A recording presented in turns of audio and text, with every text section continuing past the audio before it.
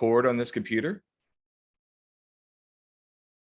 And did it give you all notification that it wants to record? There we go. All right, so now Elon Musk is listening, and I'll hit share screen, and I will go to, I'm gonna lie, I'm gonna go to this. All right, so you should be able to see the slide deck for today. Is that coming through clear for everybody? And I will put out the slide deck. It is a Google slide deck, but I'll put that out so that people can take a peek at a later date.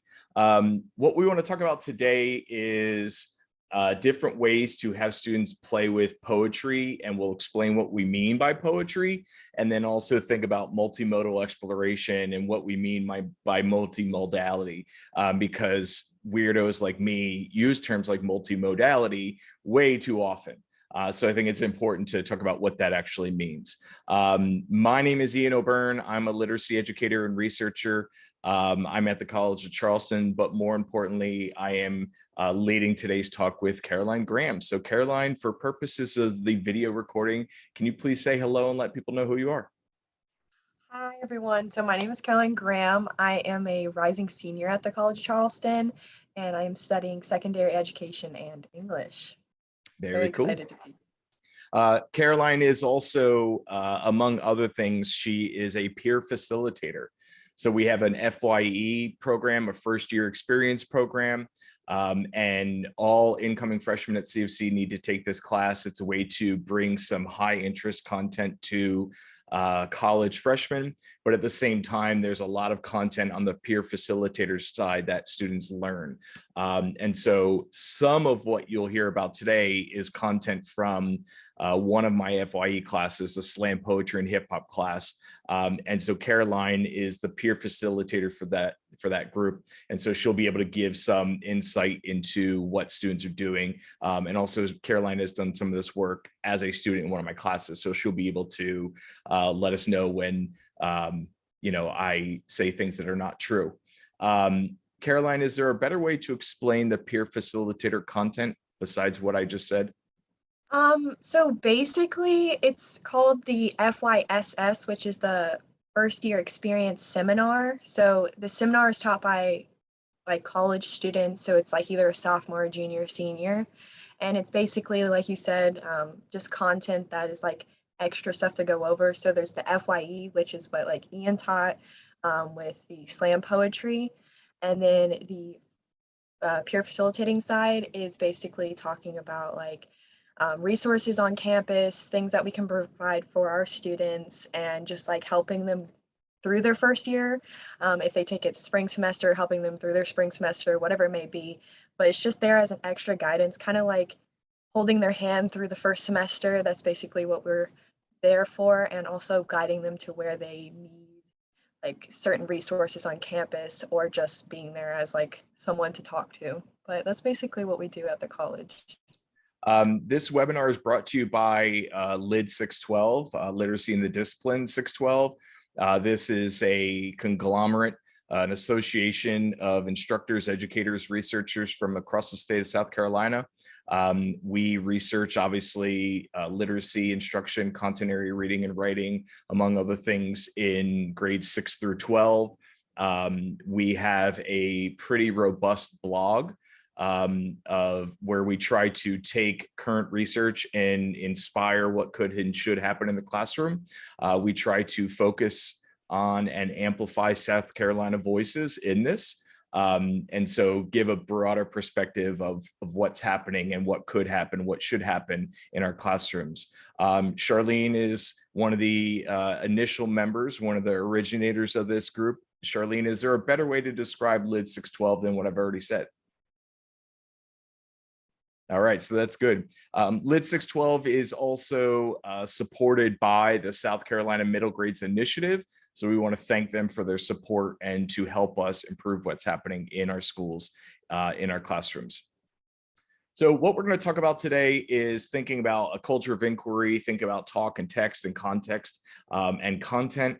We're going to try and identify or provide a couple ways to make this happen in your classroom. And most importantly, how do we listen and learn with students? When in some of the content that we're going to talk about today, We recognize that we need to privilege care in our classrooms. We recognize that our students are, for the most part, in trauma. They may be in trauma. And so that things may come to light in class discussions. And so we're going to talk about how might we better support our students as we engage in these discussions. Dr. Morrison, it's good to see you. How are you doing? I'm good. How are you doing? Living the dream. Living the dream. just tired, but I came in order to cheer you and Caroline on. It's all Caroline. She's the real magic here. So we wanted to talk about what is a culture of inquiry. And we want to talk about why is this important. So one of the challenges that we've experienced through LID 612 is, when we work with students in middle grades and secondary, there can be a lot of different content areas and disciplines that we tread across. Our students are seeing all of us, regardless of our field or our discipline or content area. And we need to try and identify ways to connect those to make it more meaningful for students, but also possibilities for embedding literacy practices. The purpose of most of my work and most of LID 612 is how do we effectively, authentically embed literacy practices into that? And so at times there's a challenge where we talk about embedding reading and writing in a math class or a social studies class, and there is sometimes pushback. And so one of the best pieces of advice that I've gotten from a colleague in the past, and it's something that I focus on when I teach my content area reading and writing classes, is to think about, why do you love your content area? Why do you love the area that you study and the area that you developed expertise in? And then when we think about teaching and learning, really it's just about sharing that love with students. It also brings us along with it the associated practices, the skills, the dispositions. But the first step would be, okay, well, you're a social studies teacher, you're a music teacher, you're a dance teacher. Why that content area? Why do you love it? And then what is it about that you want to try and bring forward to your students? And the reason why we talk about this is it helps if we approach it from that vantage point, because as we're going to talk about poetry, multimodality, and some other topics, sometimes there is this hesitancy because there's this mindset of like, well, why do I have to teach that? Why do I, in my art class, have to involve writing? And so if we talk about, okay, your literacy practices, your reading, your writing, your comprehension, your collaboration, all of that is an ends to a means to support students as they engage with your content, it can help. I also like to focus on trying to build a culture of inquiry in the classroom. And that basically creates a space where learners and teachers can work together as they try and dig deeper into content. And so regardless of where those answers might be, this creates that open space so that students and teachers can work collaboratively to try and make sense of it. So part of this is, us resting, within our content area a little bit, but at the same time, opening up doors for students as they want to think about what areas interest them. So the second chunk of this is thinking about talk, text, and content. Talk, text, and context. One of the beauties here is that you are all content area teachers, you're content area experts. I am not gonna, Tracy has forgotten more about arts and art integration than I ever will know. And so I think that's important when we work with teachers or when we think about our lives and our jobs, is that you might be an expert in science, you might be an expert in math or social studies. I am not. I am a literacy educator and researcher. I know a little bit about technology and a couple of the things. So I'm not here to teach you about your content. I'm here along with Caroline to help you think about how you might integrate some of the ideas that we're talking about, okay? So the first thing I want to talk about is poetry. I learned today that it is derived from the Greek word for making. I did not know this. I've been studying poetry and writing poetry and reading poetry for a long time. And I thought that was really cool that it really is, it's derivative of making. If you look online and you look on Wikipedia and elsewhere, they basically identify it as concentrated imaginative awareness of experience, or, I mean, it's a very ethereal concept. When I teach poetry with my middle grades or secondary students, when I teach poetry in my FYE or in my language, in my, you know, content area reading writing classes, I describe poetry as condensed, crystallized human thought and emotion. And that's it.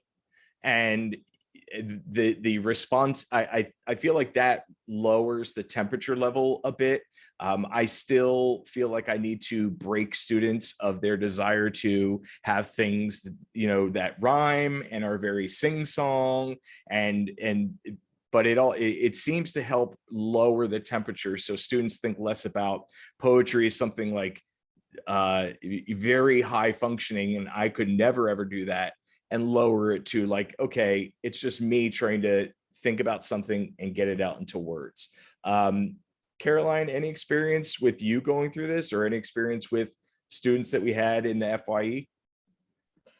So for our FYE, we did like a slam poetry at the end for the final for Ian's class.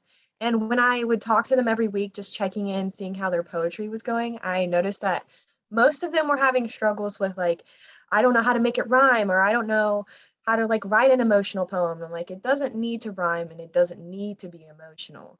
And I noticed that a lot of people were kind of like hoping that a group of people would just kind of do the whole slam poetry thing. But I think they started to open up to the idea a bit more because I saw a lot more people present than I thought were going to. So they started leaning on each other and understanding like, oh, poetry doesn't need to rhyme and poetry doesn't need to be like really deep and emotional, because they started talking in my class, especially like when they were leaving, like, I don't make mine rhyme, mine doesn't even make sense. And they did amazing. So like they just need to believe in themselves to say like, it doesn't need to rhyme, it doesn't need to be this emotional guttural thing, because that's not what poetry is. It's just you writing down what you feel. And if it's not super emotional or super sad, that's great, but it's from the heart and that's all that matters. So I think it's just kind of hard for students to accept that like it doesn't need to be super heart-wrenching. It can just be from yourself. Do you think that comes from teachers giving them templates to write by? I mean, I've seen some really good templates for learning, but I think they want to know what's expected. And Yeah. to meet the rubric, Ian, you know, to meet the template to get it right. Yeah, I definitely agree with that, because they were a little like hesitant because they said they didn't really have a rubric and it was kind of like up to what they wanted to do and they're not used to that. And I told them that's how Oburn works. And it's a great, like, I really like it. That's how I like it, but they really like structure, which some kids really do like the structure of like rubrics and things like that. For some classes, trust me, I do too. But Mhm. I feel like for this, like poetry, something as loose as this, I feel like it's very important for kids just to have like their own creative freedom rather than being like, you have to do this and you have to do that. And I feel like you did a good job with like letting them write whatever they wanted to, because it didn't feel super restricted. Like, write some trauma stuff, like that's a little too much. So just leaving it up to their own interpretation, it really allows them to work with poetry rather than going super deep. But yeah. That's one of the things that we had, you know, Charlene, we'll come back to this. So we have a number of learning experiences in it. I'll explain more about how this class operated. You know, and Hannah brings up the fact that, you know, when you talk about poetry, it's something that, you know, if you individually think about the last time you've interacted with poetry, you know, you've read poetry or you've written poetry, you know, sometimes people will go back to 1 year in K-12, if that. And so it's sadly one of those things that we often don't see in our classrooms. We're starting to see it more and more across culture, you know, but not as much as I think it could and should be. So we talk about multimodality. This is a big component of my work when I think about digital literacy. So first off, multimodal is the use of one or more semiotic modes in meaning making, communication, representation. So basically, multimodal means that you're trying to communicate and express things using different modes. The real interesting piece in here is semiotics. And I know that I'm describing a word that we don't know by using another word that we don't know. But semiotics is one of the areas that I adore. So semiotics is basically signs and relationships and meaning in signs. So it might be verbal, nonverbal communication, it might be text, it might be context, but there's a lot of meaning underneath of what is being shared. We see that in English language arts all the time. We know that in our social studies history class, we're thinking about context and time period. But semiotics is a lot to do with like signs and symbols, a lot of roots in art and propaganda and stuff like that. So multimodality is when we're using different modes, different times to think through ways to communicate and persuade. And Dr. Morrison indicates that musical notation is a semiotic system as well. So thank you for that. So when we think about multimodality, this might be you teaching your class and you are having a reading in a text or a PDF, and then you have a piece of art, and then you express the same thing through a piece of music or a video. What are different ways that you're trying to incorporate those different modes of information? And then at the same time, have kids create that information and send it back to you, because we know that we live in a very multimodal environment. So what does this look like when we bring these things together in that culture of inquiry? What we're looking at is students that might work on assignments in your classroom that look at multiple modes of information and integrate and synthesize and perhaps critique them. So they're pulling in words and images and graphics and animation, sounds and video all at the same time and trying to figure out what this means.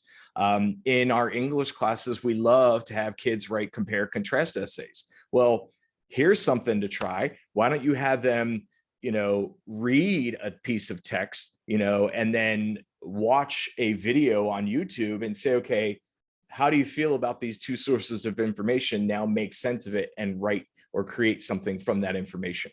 Okay. And so synthesizing across modes is challenging, so let's take a look at this poem that was read at the inauguration, and this tweet that happened during the inauguration, and then this recounting of the inauguration from this author in Rolling Stone, and then this author from Breitbart, and pull those four threads together and say, okay, well, where's the truth in that?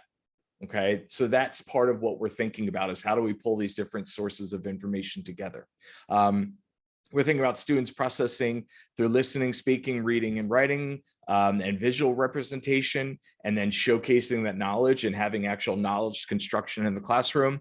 And then thinking about argumentation and language. Argumentation has been a big hallmark in our science classes for a long time, and we're starting to see it bleed over into the other areas as well. But how do they think through this content and try to make sense of it and share that and make a point? So some different ways that we might do this. So the way that I did it with Caroline in the FYE is we had a version of the Walk My World project.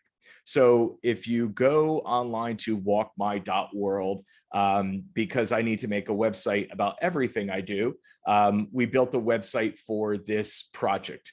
This project was an accidental MOOC. It began as a bunch of educators and researchers that would meet at NCTE years ago.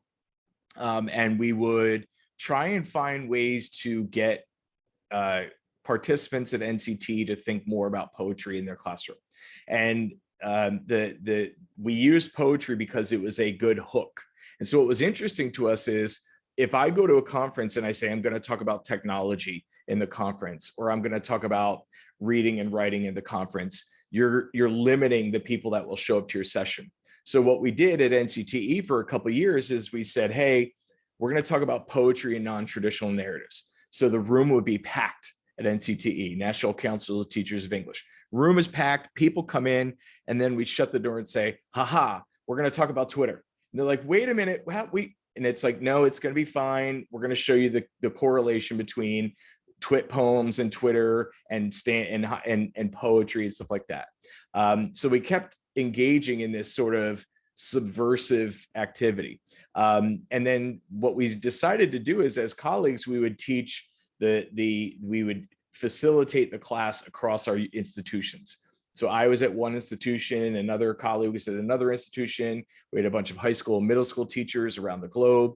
We had a couple, we had a kindergarten teacher in New South Wales. So we had a lot of local and global nodes for this project.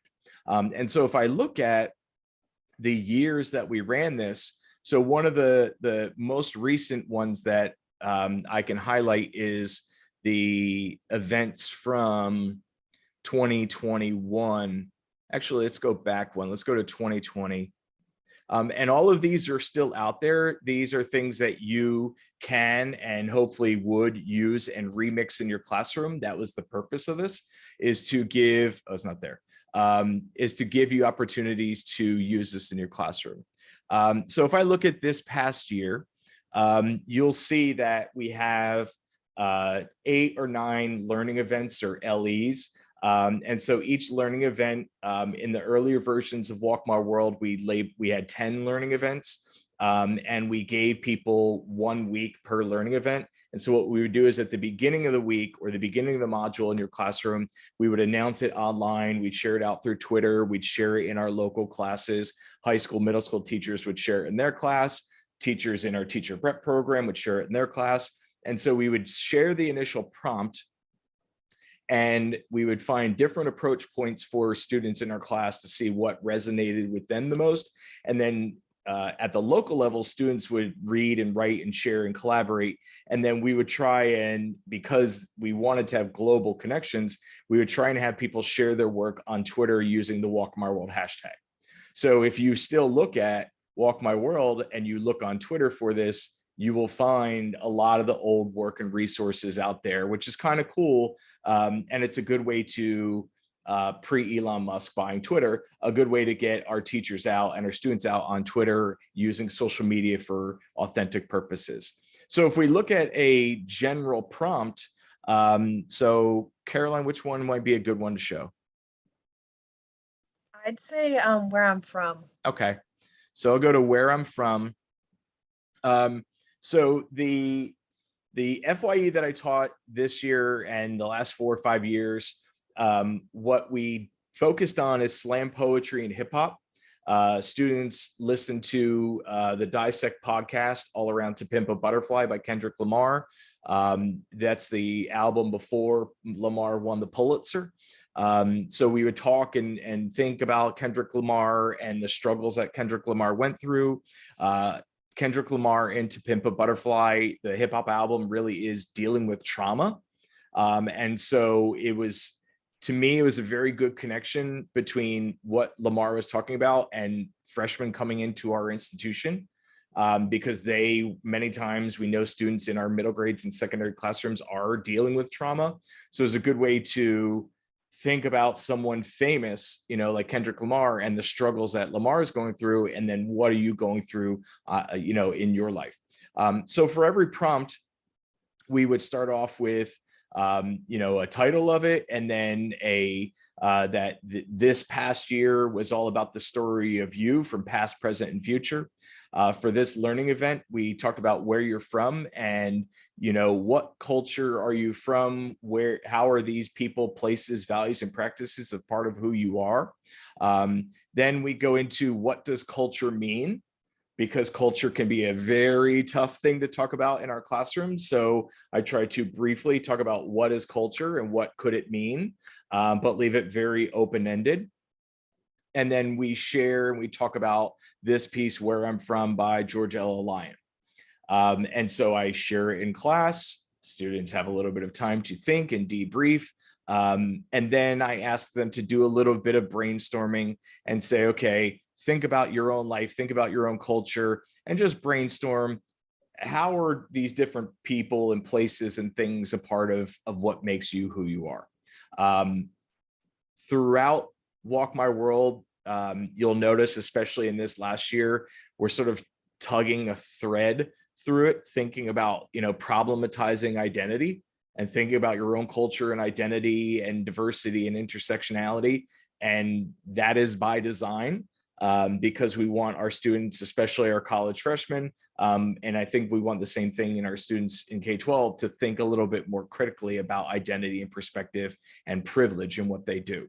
And so then after they do that, we watch this piece here, an Anthony Hamilton piece called Coming Where I'm From. And it's a very interesting juxtaposition of two different ideas. So the first piece by Lyon, it's somewhat subdued. And then in the Hamilton piece, it's very interesting because it's a totally different perspective where you know, he's talking about having to do hard things and hard times. At the end, you find out that he's in jail. And so it's a way to sort of like, you know, elicit some thoughts from the students. So then for each piece, we basically say, okay, each learning event, you have a title and a prompt, you have a guiding question here, you have some prompts and some things to elicit some ideas. We shared some poetry, but then at the end of it, we also share a little bit of hip hop, because this last round, of the last couple of rounds, focused on hip hop and slam poetry. And so we have a piece by Diggable Planets, Where I'm From, that is basically the third leg of that stool. And so this is the last jumping off point. And then students, they write and share something. So for this, we give them a prompt and basically say, tell us about yourself. You know, you had the earlier brainstorming, but try and write something about who you are, where you're from, and think about culture. And students, this is the third learning event. Students seem to do very well on this one, because the first and second learning event are a little bit easier. And so I'm scaffolding students up. The first learning event is basically, who are you in 6 words or less? And so they're like, I can write 6 words. And then the second learning event is a little bit more. So students write this, and then what I had them do is in Flipgrid, they would go over and connect and share and present their work to get some feedback. I'm going to ask Caroline thoughts about this and if there's anything I missed out on. But one of the things to keep in mind here is we're cognizant of students, as you know, we try to support them as they problematize identity and problematize culture and think more intentionally about diversity. But also we recognize that our students are coming in with a lot of baggage and a lot of self-doubt and maybe a little bit too critical of themselves. So we try to make sure they know, like, this is your narrative, this is your story, you tell the story that you want to. So students that are like, hey, this is too personal, I want to talk about it, that's fine. You control the camera lens, you control the aperture and what you focus on. Caroline, anything else to point out from this learning event or others? I think that's what was difficult for my class in particular, because a lot of people would come and talk to me about like what they should write in their poem, like poetry, because I'm an English major. And a few of my friends would be like, I don't know what to write. I don't have anything to say that's really deep because I'm like privileged in this and privileged in that. I'm like, we'll talk about that because that's where you're from. And I think sometimes we read way into things and we want to like really get to the deep roots of everything. But this assignment was probably like one of my favorites in college, just because I am an English major and I really do like poetry. And it was interesting to like discover myself and my identity a bit better, especially because I'm going to be a future educator. And I feel like it's important for us to reflect on how like we are as a person before we go and teach other kids. But it's definitely difficult to like reflect upon yourself. But I really did think this is a great way to integrate this in your classroom and also get your students to start thinking about their own identities and right before they go to high or college or next grade or whatever it may be. But I really enjoyed it. Hannah indicates another version of this assignment is that I have students write an autoethnography in language and lit. The autoethnography is part of the data that we turn in for accreditation. So it's a meaningful, very meaningful piece. But, you know, in 325 in language and literacy, you know, the class that I just had, I spent a lot of time asking students why they're there. You know, what makes them happy and where do they find joy and passion? And do they really want to be a classroom teacher?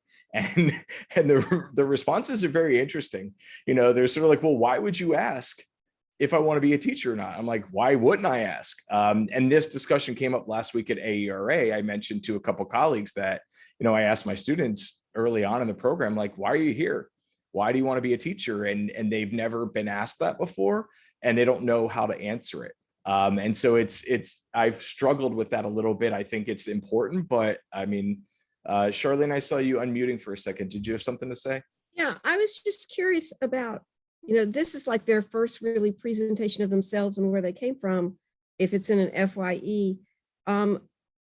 Is there language insensitivity? I mean, when I think about how I would express something, I might not use terms that were the sensitive, culturally responsive terms. Mm-hmm. And so is that something that is gradually overcome in this class because of comfort level, or you just kind of tweak it and help people see how to be more sensitive? I think it's a couple different factors. One is, I think it's a certain amount of patience on the part of the instructor. My going into it, I say, okay, my goal is to have you, 3/4 of the way through this class, you're going to be done with this. And then we get ready for the poetry slam. So my goal for the FYE, my goal is to have you have 2 to 3 good pieces that you like. Not every piece is going to be great. I want you to have 2 or 3 pieces that you like, and it's probably going to be a hodgepodge of different ideas. Another thing that you expertly identified is there is a lot of targeted language in these posts. And that's the educator researcher side of me. There is an agenda behind this. And this is, if you look at earlier versions of this whole project, some of our language is very ethereal and loose. And we felt like students and teachers weren't really going where we wanted them to go. So we tried to, this is one of the first versions here. We'll see if it loads up. It should. It was very loose what we're having students do, and I don't think it really worked as well as it should have. So we tightened that a little bit more because we wanted more focus on more criticality that students brought to this. The idea was that we were back in 2014, 15, 16, we were starting with go out your front door of your house and take a picture of what your front door looks like and send it back. Or take a picture of what you had for breakfast and send it back so other people can share. Knowing, or the idea was, what does your walk look like on the way to school every day? What does your walk look like? That's the genesis of Walk My World, is because we dreamed of a bunch of teacher educators and high school, middle school kids walking to school and saying, like, this is what my walk looks like, what's yours look like, and seeing the difference in that, and using that to spark some discussion and hopefully some empathy. One of the other things I wanted to highlight while we're here, because I know some people that will really get geeked out by this. So this is an open research experiment. And this is an accidental MOOC, as I said. All of these learning events are there. Please feel free to use them in your future classroom. Take one, all, none, remix it. That's what it's there for. This is the internet. But what's very interesting is, so this Walk My World project I've been running for 6-7 years, okay? Running this for a while. We published on it. We were in the MIT Civic Reader and other things. So after publishing it for a number of years, I was once again last year sending it out online. And then somebody came back and said, hey, I do the same thing that you do. And this is somebody that's on the other side of the world. But I frame it all around. Tracy, how do you pronounce this artist's last name? I'll go again. Okay. So basically this friend of mine, this person I've never met, but they're on Twitter, came in and said, I use Gauguin. I use this piece called Where Do We Come From? What Are We? Where Are We Going? And I frame everything about it. So I'm like, wow. Like, so here we thought we had this revolutionary idea. We're publishing it. We're sending it around. And then basically we find out that this is being used elsewhere. And there's connections not just back to poetry and to music and hip hop and everything else, but this existential question about what am I here for? And so it was this last year that we wove that in. And so one of the last learning events that we have is the magnum opus. The world is yours. What are you going to do with it? So we talked at the end of the semester a little bit about what is your purpose in life, and we got into ikigai. And so we talk about, you know, those of you that don't study ikigai like I do, it's a really interesting model or heuristic to think about purpose in life and reason for being. So I talk about that with students in the class, and then we go through the piece by Gauguin, and then the video "The World Is Yours" by Nas, and then go into ikigai and reason for being, and then students think about, why am I here? What do I like to do? What might I get paid to do? And then what's my life's greatest work? And a different version of Charlene's earlier question, you know, Charlene asked, like, if we're thinking about language and words, like, is it maybe off-putting to students? They really have a struggle when they think about, look, I'm a college freshman, or I'm a college junior or senior. I'm in the middle of a program. I'm trying to figure out how to get from one day to the next. And you're asking about my masterpiece. But it's a way to, you know, shock the system a little bit. And so I have a nice little quote from Buddha in there, and then we finish just by having them think about,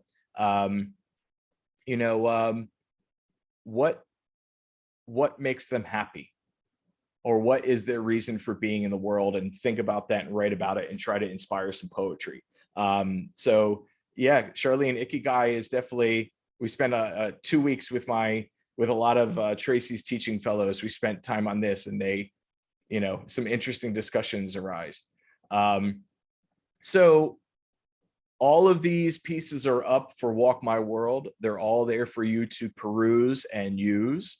Some other opportunities to think about crystallization of thought, crystallization of emotion, crystallization of content, and sharing and connecting with others, because hip hop and poetry might not be your jam. Art and some of the things we're talking about, ikigai, might not be your jam. So some other ideas that I integrate into my classes. I like the 3-minute thesis.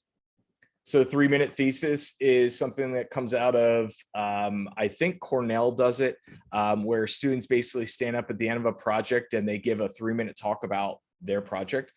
There are alternate versions of this that are far more structured, like Pecha Kucha or Ignite style talks. You can have these face-to-face, you can have them in Flipgrid or online. Pecha Kucha is 20 slides that the slide deck automatically advances every 20 seconds. And then Ignite Talk is the slides automatic, same 20, but they advance every 15 seconds. I love doing those in my classes. The students hate me because of it. But one of the nice things about being a classroom teacher is sometimes when students stand up to do a presentation, none of your students in this room, but I've had this experience, then the presentations go forever, or then some students, like, it doesn't go at all. And so the Pecha Kucha or Ignite style talks or the 3-minute thesis is nice, because you can just say Pecha Kucha and Ignite, the slides automatically advance, so you don't do anything.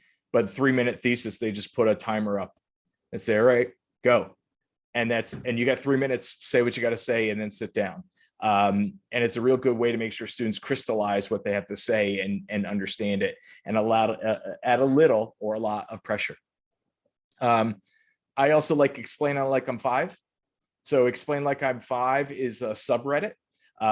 Explain Like I'm 5 is a piece that came out. It was tweeted about a couple of years before the subreddit started. And then this user on Reddit wanted a place that would allow people to ask silly questions and not really get scorned. And so it's one of the top places on Reddit where you have experts come in and they'll try and explain a topic this as if the person you're talking to was a 5-year-old. There are different versions of this on YouTube now where they have like I think Wired has something where they explain something to a 5-year-old and then explain something to like a high school graduate and then explain something to like a researcher or a doctor in an area. So they'll look at the different levels of explanation for some natural phenomenon. So this is a fun prompt where students think critically and try and concisely explain what they're talking about. Thank you, Dr. Morrison. I also like memes in my class. I know that there's people on this call that use memes far more wisely than I do. Hannah, have you used this in your class before? Yes, I have.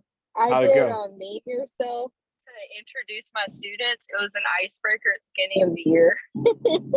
It went really well. They fought me on it and they still bring it up. Hey.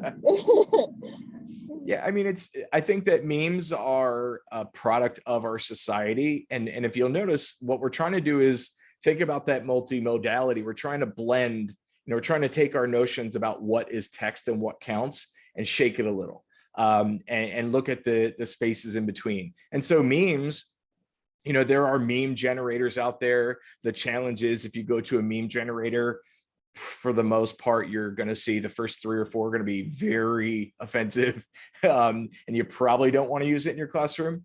But there are ways to work around it. You can use Canva and create templates that students fill out, or I've seen teachers use Google Drawings or slides, and they'll say, here are 5 images, and put those in Google Drawings and say, okay, now you go remix my meme, my image, and then share it with the class. So one of the things with a meme is, it's a little bit of social satire, a little bit of humor or politics or education or music or whatever. So there's a cultural awareness. And so that's one of the challenges if you're a classroom teacher, trying to adapt to this and bring it into your classroom. So any questions up until now? Because we're zooming along. Yeah, I just wanted to make one comment that where you have people take photographs of their walk to school or walk to work or whatever, that is right on along the lines with art-based research. I don't know if you're familiar with it, but that's like a whole way of, discovering different people's worlds and different people's lives. Like before cell phones, they handed, those disposable cameras to homeless people or, just different people, and to get a perspective of what their day was like. And, it's great what you're doing. That is so cool. I mean, I would love to revisit that. And the interesting thing is, if you think about it, we were doing that back in 2013, 14, 15. The internet was a different place. And so we were, very invested in getting teachers on Twitter and having them use Twitter, but things change. I spent a lot of time getting my teachers to use Vine, and then Vine went out the window. And then it was, hey, O'Byrne, you got to be on TikTok and doing the TikToks with your kids. And I'm like, I don't know if that's a good idea or not, or Snapchat. And so it's hard to stay on top of this, but also I'm increasingly aware is the word I'll use about issues of privacy, security, surveillance, and protecting not just K-12 students, but teachers in our program.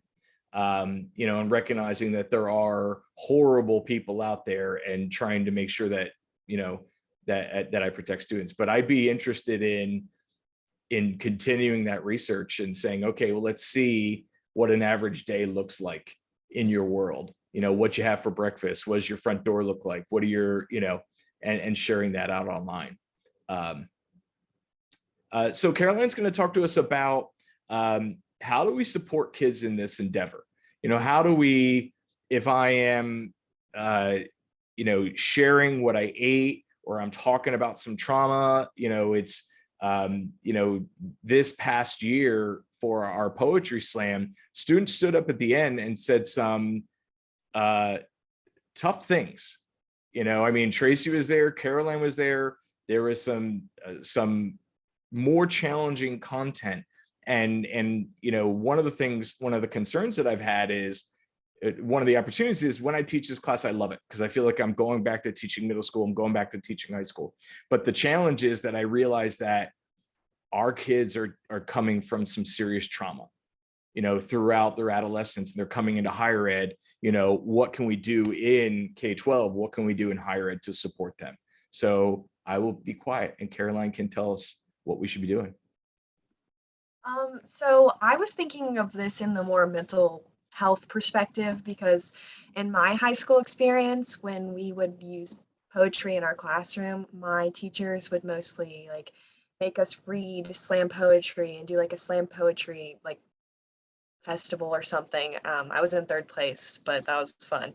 And I think poetry is just a really great way to get students to, oh gosh, to get the emotions that they have in themselves. It doesn't have to be sad, out, because I personally used poetry as a way to express my feelings in many different ways. I remember my drama teacher, who was also my English teacher, started using poetry at the beginning of her class to just like a quick write, like write a poem about how you're feeling today. And I was actually her like shadow my senior year. So I really also did this along with the students in the classroom. And it was really great, just like my senior year, really getting out my emotions and feelings onto a piece of paper alongside of the freshmen that were just coming into high school. And we had a lot of conversations about it. And I really did enjoy like us being able to open talk about like, I'm feeling sad today because of this. And why do you feel like that? And why did you use these certain words in your poems? And I thought it was like a great way for us to open dialogue with the students. And that is the class that I actually taught my first lesson to. And it was about theme. But we did have this talk about mental health in the discussion we talked about. And it was really productive. And I feel like a lot of students got a lot from it, especially since my high school had a lot of mental health issues. We lost a lot of kids in my high school. It was about 3 kids a year. It was a lot. My sophomore year, I lost one of my good friends. It was just, I know my senior year, the freshmen lost one of their close friends. And I remember that class very clearly. They all came in, you could just feel the energy. And I was supposed to teach a lesson that day, but I didn't. And I just let them do what they needed to do. And actually, a few of them did write poetry. They came up to me afterwards and talked about, I really appreciate like you guys letting us write poetry this year. I feel like it really helped us with our mental health, especially since this just happened to us. And I was like, I completely understand. And opening these dialogues about mental health also can break the stigma around it, because a lot of people view mental health as this thing like, you don't talk about it, it's a scary thing, it's a bad thing. But it can also be a good thing for your students to talk about it, because at home they may not be able to talk about it. Their parents may not encourage talking about their feelings, or they don't think mental health is a real thing.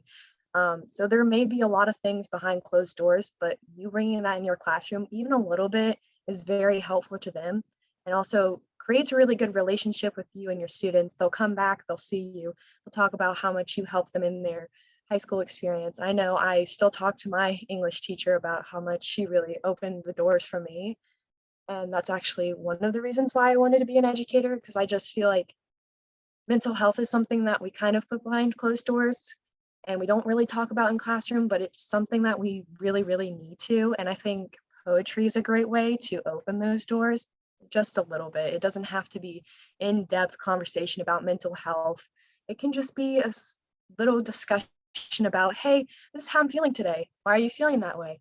And explaining like my poetry, or like why I use certain words in my poetry. And it's just a great way to open dialogue with your students. And I feel poetry is the start of that, especially the Walk My World, because I want to do that in my classroom. So I will be definitely stealing that from Ian and hopefully getting them to open up a little bit and see what happens. But I'm not a teacher yet, but we'll see. Thank you for that. I think it's and that's part of the reason for, with the Walk My World piece, is it's open education. It's saying, okay, we have good content that we worked on with a bunch of colleagues, like other people can use it. And so if you put something online and let it breathe, there's the opportunity to use it and take it and remix it. Because not everybody is a poetry third place, expert like Caroline. You might just be a middling person like me. and so there's the opportunity to think about how might I have this happen in my classroom. And so want to just save time for questions and thoughts and things that were left unsaid. Hannah, did you want to unmute and talk about empathy and social emotional learning? Yeah, I'd love to. So empathy is something that I've currently started bringing up a lot more in faculty meetings at my own school. So just a little background about Josie, I won't keep you long. So I work in a Title I school where 18% of my student population is homeless. And when we're sharing out and talking, and I have students that have transferred in from Washington County, which is a whole different ballgame compared to us, it's hard for other students to really, sorry, my dog, for students to really connect, or even me as a teacher to be able to connect or really see fully where my students are coming from. So empathy is something that we've been trying to develop in order to help other people's voices be amplified and heard in the classroom. I also social emotional learning. A lot of my students, the area I work in has a very crime rate in and out the system since they were 7. They come in, meet with probation officers. So social emotional learning is also a big focus, and just trauma enforced curriculum in order to better help, in order to just assist these students in being able to fully express themselves in many different ways. So that's a huge focus, and you'll also see this empathy, social emotional learning be thrown around the education world right now. So, but Thank you for that. I think one of the challenges also, like you just said, sometimes, there's a lot of pushback right now with social emotional learning, empathy, and critical thinking skills. Yeah. But we also see the recent research that indicates the power of the classroom teacher. A lot of our youth in K-12 are recognizing the tumultuous landscape at home. And so they're saying, I can come into school and I think, for better or worse, my teacher likes me and cares about me and will be honest with me. And so I'm going to go listen to that person. And if you create that venue, that vacuum, that space, so that they can share about themselves, the nuance here is exactly what Charlene said before about making sure that you're not passing judgment or casting aspersions or anything else. You're just saying, okay, how do we make sure that we support learners and think about better ways to provide those supports for them. One of the, earlier I talked about this, Walk My World is happening in a lot of different placements. One of our placements was in institute with incarcerated youth. So one of my colleagues was doing the same stuff there and having them write and think, and obviously they could not share their stuff out on Twitter, but my colleague was there having them do the writings and stuff like that. And it was a good tool to try and unpack trauma. Any other thoughts, comments, questions? And that's something that we've also been talking about. I'm a big advocate for compassion over grades. So in terms of, in order for students to learn in our classroom, this even goes back to what you instilled to us when we were in our undergrad. And it's, in order for your students to learn, their needs must first be met. And I think that is focused around what Caroline was saying earlier. She really hit it on the dot when it comes to mental health matters. And this is something that teachers don't really address in the classroom. They're more focused on standardized tests, meeting the curriculum map. And we often forget about our own students' mental health and how we can address that and bring awareness to that in the classroom, because it's very important to acknowledge that mental health is just as important as physical health. And until we're able to acknowledge that in the classroom and even outside in the real world, no change is really going to happen. It's just words on a table. So Thank you for that. A couple points, and then Caroline, I'm going to ask you for your last thoughts, and then Charlene, I'll ask you to give a commercial shout out for the next webinar. So first off, I'm thankful that you're all here. These resources, I'm also cognizant of the need for all of you to have self-care and compassion. And so you taking the time for your mental health. I say that a little bit too often in my classes, but never enough. All of the work from Walk My World is up online. It's online as long as I keep paying for it. So it is all there. If you want to take it and remix it, go for it. If you want to take it and remix it and put it up on the site, let me know. I can make you an editor. This work is all sponsored by the South Carolina Middle Grades Initiative. And our blog is online, Literacy in the Disciplines. This will have the recording from today and the slide deck. There's a lot of other posts across a lot of content areas. Caroline's post on this topic will go live this week. So if you in the future want to write for this space, we need writers all the time. I know the e-editor for the website, so we can get you on there. Charlene, I think you'll attest to the fact that we love having South Carolina voices. So if you have something that you'd like to say and a place to say it, this is a great opportunity. And there's a lot of topics in here. We have, pieces about motivation and technology and trauma and all sorts of cool pieces by different classroom teachers, administrators, and what they're dealing with and trying to help support their students. So with that, we'll have Caroline give us last closing thoughts, and then Charlene can give us the shout out and the commercial for our next webinar. Caroline. I was just gonna say that, yeah, my post will be live. I have my website linked in there if you're interested in seeing more. I'm hoping of posting more about mental health because that is something that I really want to emphasize in my classroom, and creating a welcoming and environment that caters to needs, not just physical needs, but also mental health needs. So I really like that Hannah said that. But I feel like poetry is a really great way to introduce this into your classroom. So please use Walk My World. It's an amazing resource. I will definitely be using it in my classroom.